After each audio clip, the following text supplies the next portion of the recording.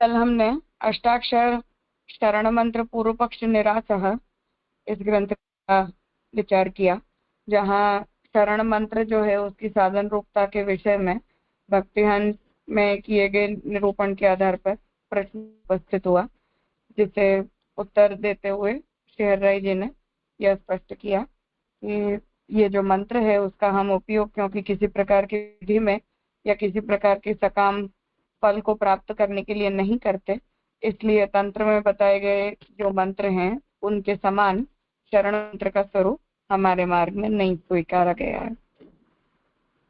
इसीलिए भक्ति अंश में जो श्री गोसाई जी ने निरूपण किया है उस निरूपण के अंतर्गत शरण मंत्र के स्वरूप का जो विचार है वो नहीं हो सकता है। अब स्वमार्ग मर्यादा निरूपणम, ये 21वां ग्रंथ आज हम प्रारंभ करते हैं। बुद्धिमान पुरुषों को भक्ति मार्ग की मर्यादा हर प्रकार से अन्य मार्गों से खास प्रकार विपरीत है ऐसा जानना चाहिए, क्योंकि पूर्व धर्म का उसमें त्याग करना होता है। अब यहाँ शेर जी आज्ञा करते हैं कि भक्ति मार्ग की जो मर्यादाएं हैं अर्थात भक्ति मार्ग का जो स्वरूप है वो अन्य मार्ग अर्थात मर्यादा आदि मार्गों से विपरीत है ऐसा हमें जानना चाहिए। और इसीलिए जो व्यक्ति भक्ति मार्ग का अंगीकार करता है उसे अपने पूर्व धर्म की अर्थात सामान्यतया जो भी धर्म हम फॉलो करते हैं उस धर्म की मर्यादाओं का या वहाँ के सिद्धांतों का या आचरणों का त्याग करके फिर ही भक्ति मार्ग के अंदर प्रवेश प्राप्त करना चाहिए। इस मार्ग में धर्म त्याग स्वरूप से रहा है यों जानना। वह धर्म जब निवृत्ति की अपेक्षा प्रवृत्ति में करने का हो तब वह प्रभु के आश्रय रूप से रहा हुआ है। तो अब यहाँ बता रहे हैं कि अब हमारा धर्म विपरीत है, ये तो कह दिया, अब विपरीत किस प्रकार से है उसे बता रहे हैं कि अन्य मार्ग में विरक्ति वैराग्य आदि का बहुत महत्व होता है। तो मोक्ष मार्ग जो है वो निवृत्ति परक मार्ग माने गए हैं, कर्म का जो मार्ग है वो प्रवृत्ति परक माना गया है।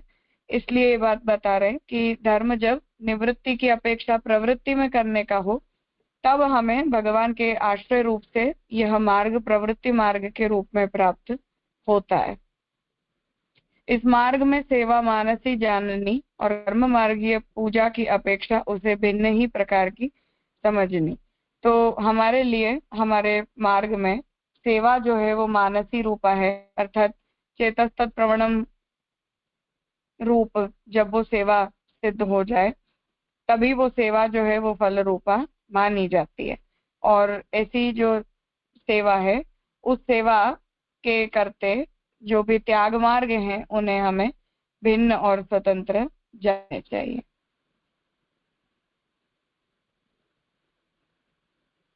तो कर्म मार्गीय जो पूजा है वो भी प्रवृत्ति रूपा होती है, परंतु यहाँ जिस प्रकार की प्रवृत्ति का निरूपण कर रहे हैं उस प्रवृत्ति के संदर्भ में कर्म मार्ग से भी भिन्न भक्ति मार्ग की प्रवृत्ति को जान। इस मार्ग में प्रभु की आज्ञा का बराबर पालन करना यही धर्मादि का अनुष्ठान है और प्रभु ने श्री महाप्रभु जी के समक्ष प्रकट होकर जो आज्ञा की वही प्रमाण है। तो हमारे मार्ग में भगवान ने प्रकट होकर हमें जो आज्ञा दी थी अर्थात महाप्रभु जी को दी थी और महाप्रभु जी के द्वारा हमें प्राप्त हुई है। तो समर्पण के विषय में प्रभु की जो आज्ञा है यही हमारे लिए धर्मादि का अनुष्ठान है, अर्थात हमारा धर्म हमारा कर्तव्य या हमारी प्रवृत्ति जो है वो भगवद आज्ञा अनुरूप ही है और प्रभु ने जो आज्ञा दी वही हमारे लिए प्रमाण है। इस मार्ग में प्रमेय वस्तु मात्र प्रभु ही हैं, स्वर्ग आदि प्रमेय नहीं है, अर्थात प्राप्तव्य प्राप्त करने योग्य जो कुछ भी है वो प्राप्त करने योग्य वस्तु केवल भगवान ही है। भगवान के अतिरिक्त स्वर्ग मोक्ष वगैरह जो है वो फल रूप नहीं है। इस प्रमेय प्राप्ति के लिए प्रभु का मार्ग ही साधन है और फल तथा साधन एक ही है। तो भगवान को प्राप्त करने के लिए प्रभु की कृपा से बताया हुआ ये मार्ग ही साधन रूप है, और साधन भी भगवान ही है और फल भी भगवान है। तो प्रभु के प्रति अनन्यता और निष्ठा, यही हमारे लिए साधन है, यही हमारे लिए फल है। इस मार्ग में फलस्वरूप प्रभु को तो प्रथम पधरा दिया जाता है, इसके बाद की सेवा यह है साधन, यह सेवा भी इस मार्ग में फल रूप है। तो हमें फल के रूप में तो भगवान प्रथम ही प्राप्त हो जाते हैं, बस भगवान की फल रूपता का अनुभव जो है वो हमें उस समय नहीं हो पाता, इसलिए सेवा जो है वो भी पुष्टि मार्ग में फल रूप है। इस मार्ग में प्रभु सेवा में प्रवृत्ति करनी यही सच्चा त्याग है। अन्य सर्व प्रवृत्ति इस मार्ग से हजारों कोस दूर है। तो भगवत सेवा में हमारी जो प्रवृत्ति है यही सर्वश्रेष्ठ प्रवृत्ति बताई है, और अन्य सभी प्रवृत्तियों का क्योंकि हमें त्याग करना होता है, इसलिए भगवत सेवा के अतिरिक्त अन्य जो भी साधन है वो तो हमारे मार्ग के साधन से बहुत ज्यादा दूर है।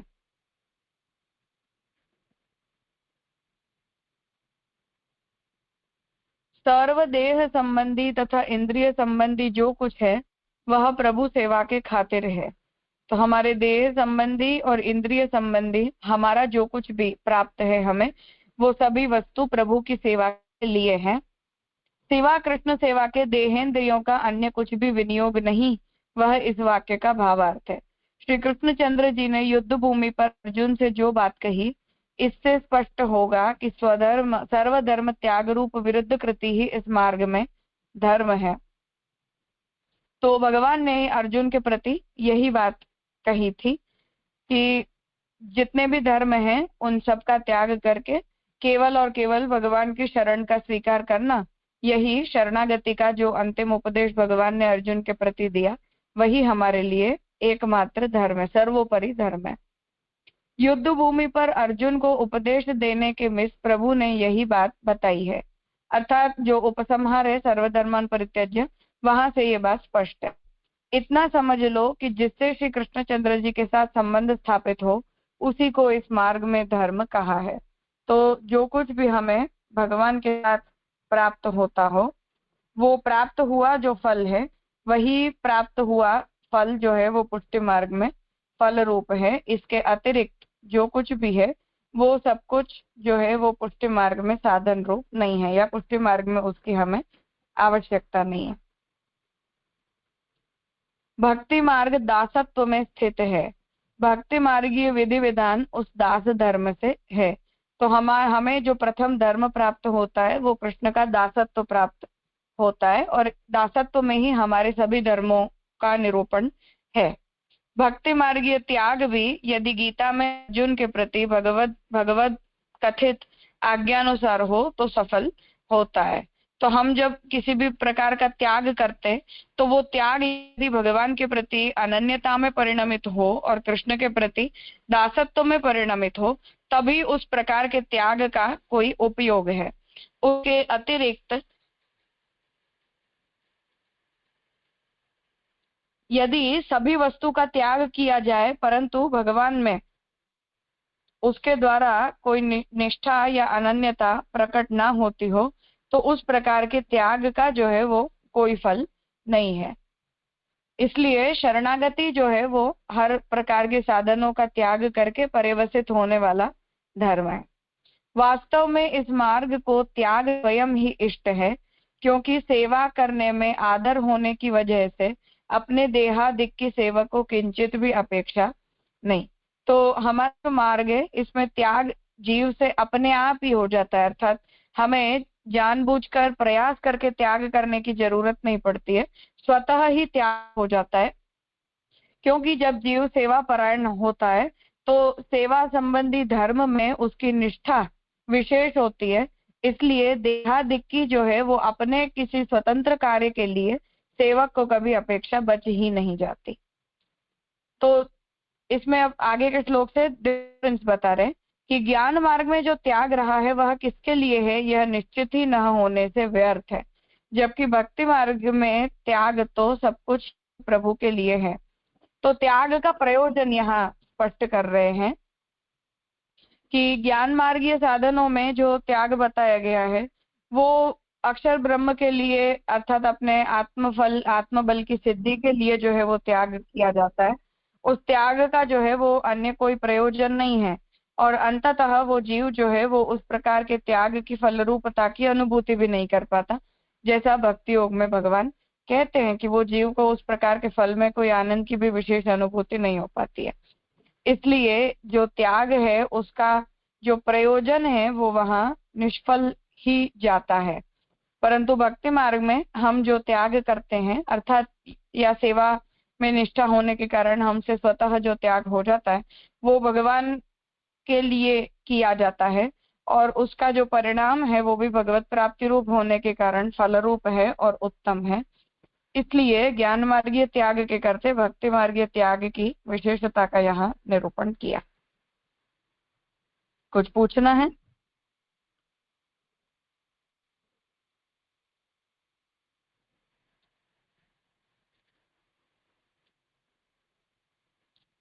हाँ नितिन भाई।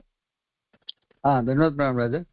यहाँ जो ऊपर के श्लोक में बात आई नहीं कि श्री कृष्णचंद्र जी ने युद्ध भूमि पर अर्जुन से जो बात कही, यानी जो महाप्रभु जी हरिराय महाप्रभु सर्वधर्मान परित्यज्य मामेकम शरणं व्रज को जो चरम उपदेश की बात कर रहे हैं, तो वो तो यद्यपि अनन्यता है शरणागति रूप, और शरणागति प्रथम है, चाहे हम मीन्स समर्पण से भी जुड़े हैं, पर तो इनको मैं ऐसा यानी ऐसा कंफ्यूजन के पृथक शरण मार्गोपदेष्टा जो महाप्रभु जी कर रहे उसके संदर्भ में समझना चाहिए कि कैसे लेना चाहिए, क्योंकि जहाँ माम एकम शरणम व्रज तो टोटालिटी में शरणागति है, पर फिर जब हम सेवा में प्रवृत्त होते तो शरणागति से आगे स्वसमर्पण पूर्विका सर्वस्व समर्पण पूर्विका सेवा से प्रवृत्त होते, तो उसको थोड़ी कैसे माने? नहीं, यहाँ तो एकदम मतलब उस संदर्भ में नहीं ये बात कही जा रही है। यहाँ तो तात्पर्य ये है कि हम प्राथमिक रूप से जो त्याग करते हैं, अनन्यता का ग्रहण करते हैं, वो पृथक शरण मार्ग के अंश में नहीं, ब्रह्म संबंध से पूर्व ही, अर्थात शरण दीक्षा लेकर ही, तो वहां से ही हम ये संकल्प कर लेते हैं कि अब अन्य कोई फल में हमारी प्रवृत्ति नहीं, अन्य कोई साधन में हमारी प्रवृत्ति नहीं, तो उस प्रकार का प्रारंभिक त्याग तो वहीं के वहीं हमारा हो जाता है। और जो दूसरी बात है वो ये है कि जीव जब शरण दीक्षा के बाद समर्पण दीक्षा ग्रहण करता है, सेवा में जब वो प्रवृत्त होता है, तब भी उसके अंदर हर वस्तु के प्रति ममत्व का त्याग करके भगवान में उस ममत्व को जोड़ने की जो वृत्ति डेवलप होती है, या उस प्रकार के संकल्प पूर्वक ही जो है वो ब्रह्म संबंध मंत्र ग्रहण किया जाता है। उन दोनों ही कॉन्टेक्स्ट में जनरलाइज्ड संदर्भ में हरिराय जी ये बात समझा। जी राजा। और जैसे वो रामानुज वाले के वैसे मार्जारी, ये जो ठाकुर जी का वचन है वो मार्जारी न्याय से भी समझ सके, तो उस तरह भी वो थोड़ा संगत हो रहा है। हाँ बिल्कुल। पर ये बात बहुत मजा आ गई राजा, इस मार्ग में प्रभु सेवा में 5वें श्लोक में, इस मार्ग में प्रभु सेवा में प्रवृत्ति करनी सच्चा त्याग है। बहुत ब्यूटीफुल बात बताया हरिराय जी ने, हरिराय महाप्रभु ने।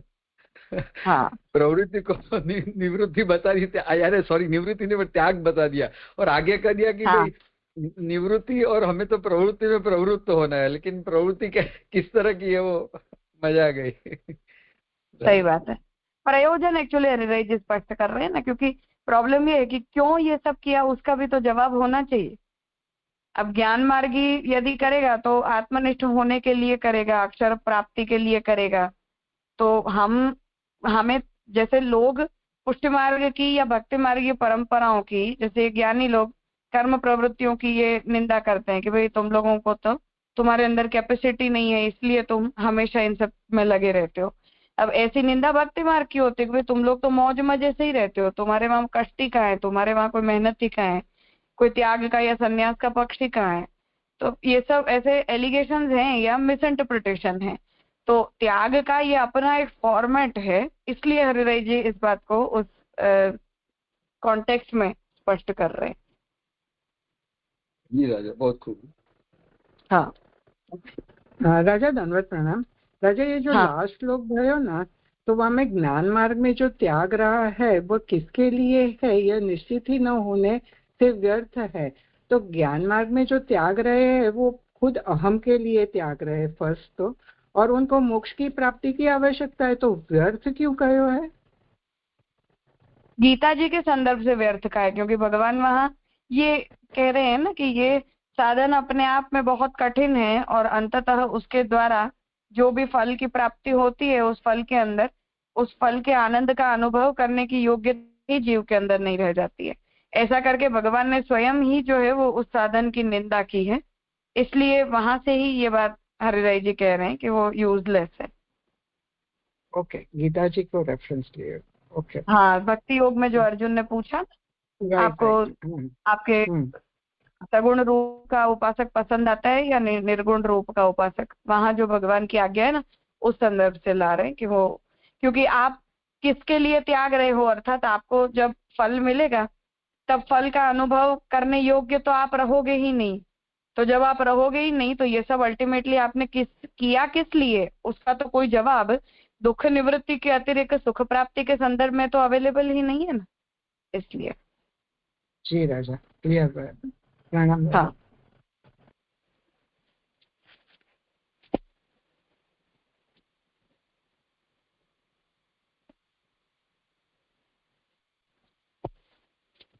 ठीक है,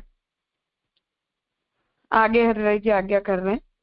जो कुछ भी परमानंदात्मक प्रभु के संबंध का हो उसकी हर तरह से सफलता ही है, और देहादिक सर्व भगवदर्थ होने पर उन सर्व की कृतकृत्यता भी सिद्ध होती है।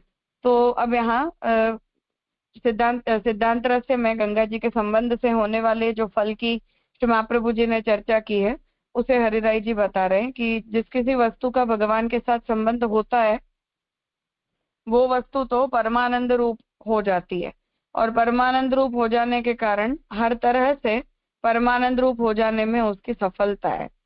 और देहादिक जितने भी हैं वो भगवदर्थ हैं, इसलिए उन सब की कृत्यता भी सिद्ध हो जाती है।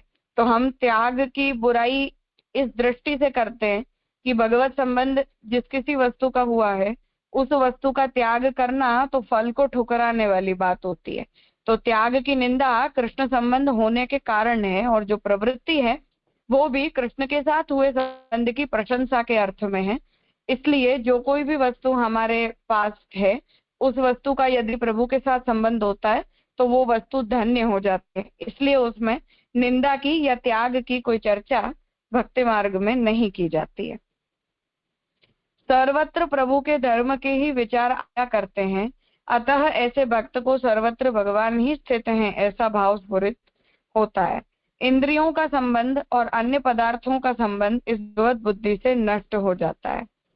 तो यहाँ ये बात समझा रहे हैं कि हर जगह हमें भगवान के संबंध का विचार आता है, क्योंकि जिस किसी वस्तु का हम भगवत विनियोग करवा के उपयोग करते हैं उस प्रत्येक वस्तु में हमारी जो बुद्धि है वो भगवत बुद्धि होती है। लौकिक बुद्धि फिर हमारी उस प्रसादी वस्तु के अंदर बच नहीं जाती है, और इसीलिए उस वस्तु के साथ उस वस्तु का उपयोग करने पर हमें जो है वो प्रभु का संबंध ही याद आता है, और लौकिक संबंध जो है वो हमारे वहां विस्मृत हो जाते हैं। इसलिए ऐसी वस्तु का संबंध होना जो वो भगवत अनुभव तुल्य माना गया है। और ऐसी जब स्थिति आती है तो सांसारिक संबंध जो है वो हम वहां हमारे विस्मृत हो जाते हैं। इस जगदादि की स्फूर्ति के विषय की बात करते भी इस जगदादि का विस्मरण ही इस भक्ति मार्गीय त्याग में रहा है। तो हमें जो है वो यहाँ उन वस्तुओं के विषय में जगत के संबंध की कोई स्फूर्ति बच नहीं जाती है, और जगत के संबंध का हमें विस्मरण हो जाता है। यही हमने त्याग किया है उसका द्योतक है। अर्थात किसी भी वस्तु को देखने पर यदि हमें वहां उसका सांसारिक स्वरूप या सांसारिक संबंध याद नहीं आया तो उसका मतलब है कि आपने अपने आप में उसकी फल रूपता का अनुभव कर लिया। यही आपके त्याग का प्रतीक है कि उसके सांसारिक पक्ष का और सांसारिक एस्पेक्ट का जो है वो हमने पूर्णतः जो है वो त्याग किया है। इसीलिए हर प्रकार से प्रभु के जो सर्वधर्म हैं वे श्री भागवत जी से, श्री सुबोधनी जी द्वारा जान लेने चाहिए, क्योंकि प्रभु के धर्मों का ज्ञान न हो तो जगत आदि में प्रभु के धर्मों की स्फूर्ति न हो सके। तो जो बात हम अद्वैत का अध्ययन करने के समय समझते हैं, पढ़ते हैं और ये कहते हैं कि हर वस्तु के साथ भगवान का जो है वो संबंध होता है, हर वस्तु भगवत संबंध युक्त होती है, और जिस वजह से हम मायावाद का भी उसी ग्राउंड पर खंडन करते हैं कि मायावाद जो है वो इसीलिए उत्तम नहीं होता क्योंकि हर वस्तु में रहे हुए भगवत धर्म का या भगवत संबंध का जो है वो वहां नेगेशन किया जाता है या उसका हम वहां त्याग कर देते हैं, उस प्रकार के संबंध की हम वहां स्फूर्ति ही नहीं बचाते। तो इस प्रकार का जो विचार है, इस प्रकार की जो इंसाइट है, वो हम जब तक अद्वैत बुद्धि डेवलप नहीं करते या जब तक हम हर वस्तु का प्रभु संबंध नहीं सोचते तब तक जो है वो हमें वहां भगवत धर्म की स्फूर्ति हो नहीं पाती है। और इसीलिए शास्त्र के द्वारा, ग्रंथों के अध्ययनों के द्वारा जो है वो हमें प्रत्येक वस्तु के भगवत संबंध का जो विचार है वो समझना चाहिए, ताकि जब तक अनुभव भले ही न हो पर बुद्धि पूर्वक प्रत्येक वस्तु में रहे हुए भगवत धर्म का और भगवत संबंध का विचार हम कर पाए। श्रीमद् भागवत ही सर्व भक्तों की सचमुच गति है। वह क्या करता है?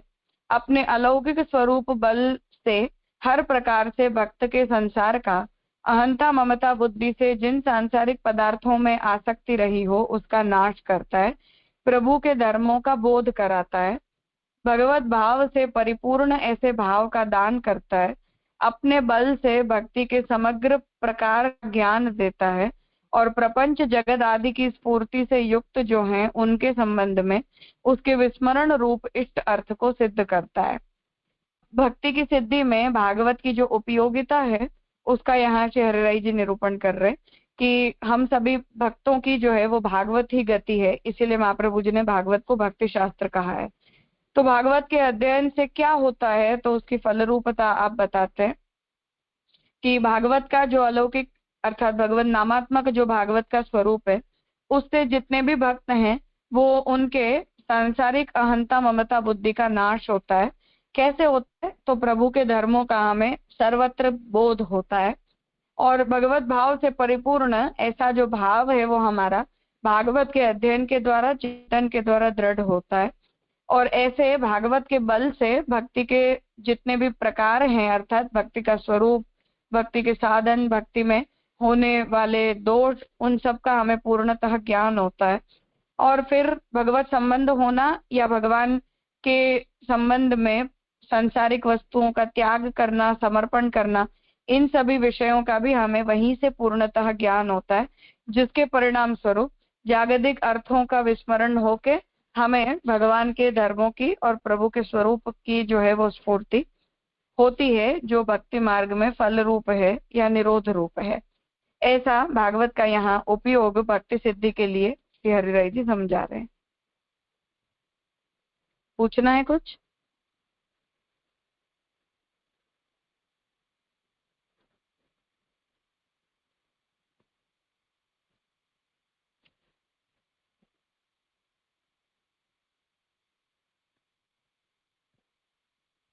ठीक है।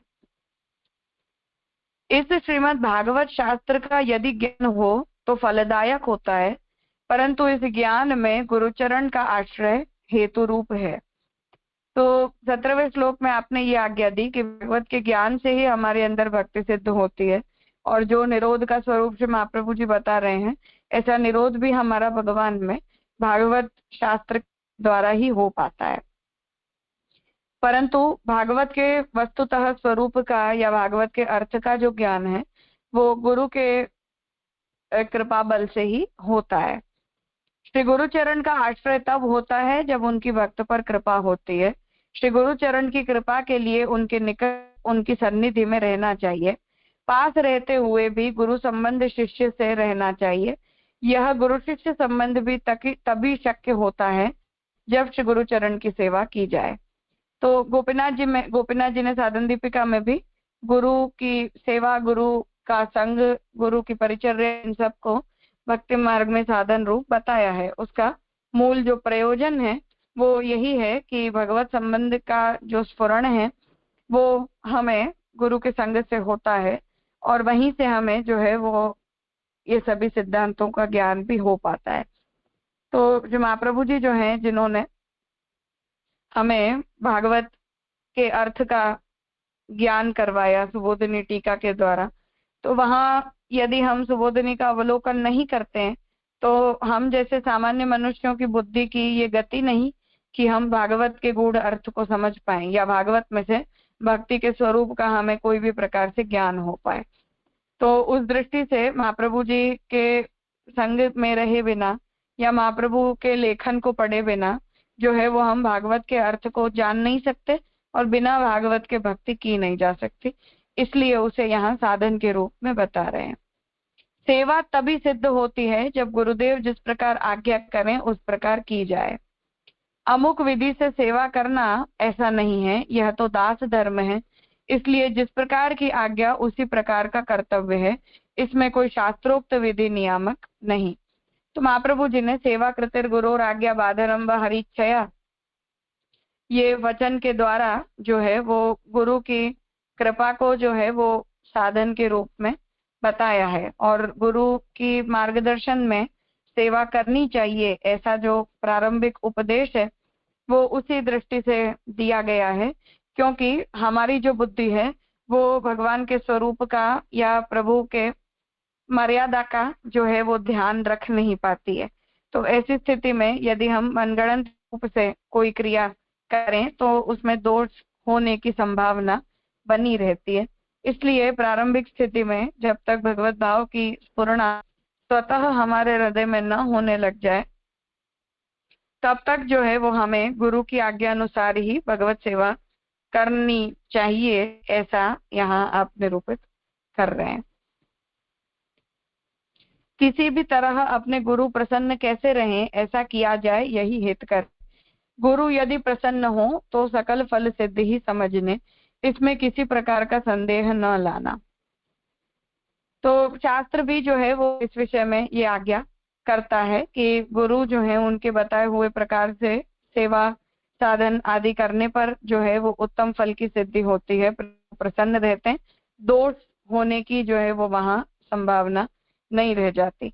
इसलिए उसे जो है वो साधन के रूप में यहाँ श्री हरिराय जी निरूपित कर रहे हैं और ऐसी सावधानी बरतते हुए जो है वो जीव को भगवत सेवा में प्रवृत्त होना चाहिए, ऐसी आपने यहाँ आज्ञा की। अतः भक्ति मार्गी जीवों को अपने मार्ग की मर्यादा को अच्छी तरह जानकर भक्ति मार्ग में स्थिति करनी चाहिए। यदि ऐसा न किया जाए तो भक्ति मार्ग से भ्रष्ट होने का समय आता है। तो आप यहाँ आज्ञा करते हैं कि इसलिए हमें जो है वो अपने संप्रदाय की मर्यादा अनुसार व्यवहार करना चाहिए और हमारे जो संप्रदाय का स्वरूप यहाँ आपने बताया कि हमारा जो धर्म है वो प्रवृत्ति धर्म है, परंतु वो प्रवृत्ति धर्म भी जो है वो भगवत भक्ति में प्रवृत्त होने के लिए है और निवृत्ति जो है हमारी वो निवृत्ति भी हमारी भगवत सेवा के लिए है और इसीलिए हम सांसारिक विषयों में से अपने चित्त को दूर करते हैं। तो सेवा निवृत्ति है और सेवार्थ ही प्रवृत्ति है, ऐसा आपने मार्ग का, पुष्टि मार्ग के स्वरूप का और मार्गीय मर्यादा का निरूपण किया, जो कि अन्य ज्ञान मार्ग आदि के प्रकार से भिन्न है और स्वतंत्र है। कुछ पूछना है इस विषय में? हाँ, बस कहना है कि आपके चरण में कृपा करके आश्रित रखना। महाप्रभु जी सब निष्ठा रखवाते हैं हमारी, हमारे बस की तो कोई बात नहीं है, पर ठीक है, जिसे जैसी बुद्धि दे उस अनुसार हम सब बने रहें, जुड़े रहें, महाप्रभु जी हमें इसी प्रेरणा देते रहें, वही हमारे लिए फल होगा। नहीं, सच्ची बात है, एकदम सटीक बात कही। क्योंकि पूज्य जे पूज्य शरद बाबा आप वगैरह, आपसी वगैरह नहीं मिलते थे ना, तो ऐसा खाली सोचने में पूरा गात्र ऐसे ढीले हो जाते और जमीन खिसल जाती कि क्या हालत होती, और बेकार जन्म और जीवन दोनों बेकार हो जाते राजा। महाप्रभु जी को समझ ही नहीं पाते और प्रवृत्त भी नहीं हो पाते। तो सही बड़ी बात है। ठाकुर जी की कृपा है, महाप्रभु जी की कृपा है, और पूज्य जे शरद बाबा और आपसी की कृपा है। अच्छा, एक ये पूछना था कि यहाँ जो क्या प्रभु क्रोध करे तो गुरु बचा लेते हैं, और प्रभु यदि परंतु यदि गुरु क्रोध करे तो प्रभु भी दूर रहते। तो एक वार्ता प्रसंग में ऐसा आता है कि महाप्रभु जी नाराज हो गए थे और फिर ठाकुर जी नहीं हुए थे। वो एग्जैक्टली मुझे प्रसंग याद, तो उससे कैसे जोड़ना? नहीं, ये दोनों बात आती हैं, पर ऐसा कहा जाता है कि वैसे सामान्य स्थिति में गुरु जो है वही जीव की रक्षा करते हैं, अर्थात भगवान के साथ उसका संबंध स्थापित करवा के और उसे प्रोटेक्टेड रखते हैं। तो जी उस अर्थ में ही ये बात समझनी है। सामान्य स्थिति में यही होता है। बाकी जो महाप्रभु जी रामानंद पंडित के चरित्र में हुआ वो आपवादिक स्थिति है। जी राजा। तो ये, हाँ, प्रभु के प्रभु की अनुभूति यानी समझ तो अभी आपकी कृपा से और सब आई जे की कृपा से, पर यानी प्रभु के बारे में, प्रभु के स्वरूप का भले समझ के लेवल पे जो भी रुचि कक्षा में या तो बहुत प्राइमरी प्रिमिटिव स्टेज में जो भी कुछ समझ और भाव है, पर गुरु के संदर्भ में तो भगवत कृपा से और हम भाग्यशाली समझते हैं कि हमें गुरु की अनुभूति है। गुरु हमारी कैसे रक्षा करते, कैसे केयर करते हैं, चाहे पूज्य जे हो, आप और शरद बा हो, यानी कहना बहुत मुश्किल है। इतनी केयर करते हो तो कभी ऐसे लगे कि जैसे पद में आवे ना कि मेरी पापन से वो मार्ग ठाकुर जी का मैं पलकन से मग झारू, ऐसी जो बात आवे ना तो ऐसे लगे कि हम पलकन से भी आप सब गुरु की आचार्य की सेवा हम करें तो भी जन्म पूरा नहीं हो राजा।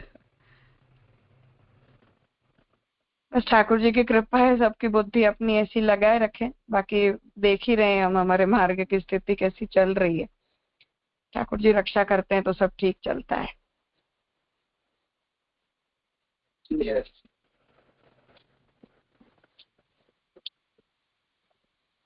ठीक है, तो ये ग्रंथ यहाँ संपन्न होता है। अब हम सोमवार से फिर आगे का ग्रंथ प्रारंभ करेंगे।